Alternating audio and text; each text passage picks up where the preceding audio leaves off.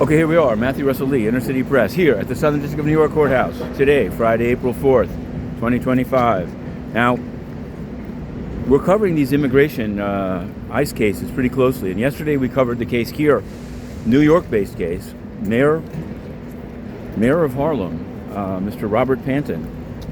He's in detention, and ICE has been trying to deport or remove him to Jamaica. Been here a long time, but he admits, or his lawyers admit, he's convicted of a drug-related crime. So he was on a database, and there was a order of removal from 2021. But now that they're enforcing it, Judge Fela held a lengthy hearing yesterday. Looking at the law, she says she may not have an order. She may not be able to order them not to remove him. She may not have that authority, but she may, at 11 a.m. today, order him to be released from custody. And she asked, does this just mean that ICE will just do it again but get the paperwork right? Because they don't have the travel documents. And the SDNY lawyer couldn't really say what would happen. There seems to be a split between, let's say, ICE and the longstanding SDNY lawyers. It's all in the book Sovereign District, and it has to do also with the Eric Adams case being dropped. Now, let's turn to music. Earlier this week, we covered the Drake UMG hearing, in which discovery was not stayed and is going forward. And we've been looking into it further, particularly this issue of the bots farms. Now, it is in the initial complaint. It describes some really pretty pernicious practices, such as paying people to stream on Spotify. A lot of allegations that Spotify artificially suggests on searches songs that they want to promote. The whitelisting and removal of copyright protection so the thing could be used.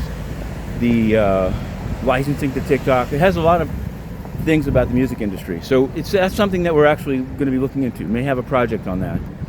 We'll be seeing on April 16th, when they have to file an amended complaint, how much of those claims actually drops out. They said that they will be dropping out based on some letters that are not in the docket, but we'd like to get, if anyone has them. We also covered yesterday, during the day, a hearing on Dejon McBean, Jeeza Mula. Now he's in jail and he's actually charged with murder for hire. But there was a suppression hearing about how they found the phone in his cell in the MDC.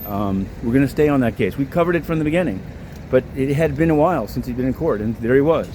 And finally, near midnight, the lawyer for K-Flock, Kevin Perez, recently convicted, filed his motion to acquit. It was shorter than most that I've seen. It was about 6 pages. I mean, page it's 8, but and it makes various arguments that it really wasn't him in front of 46 Park Avenue. Anyway, you can find it. We wrote that one up. Those are three in a row. Today, there'll be the filing in the George Santos case. The sentencing suggestions are due, and we'll be reporting on that and on his sentencing when it takes place.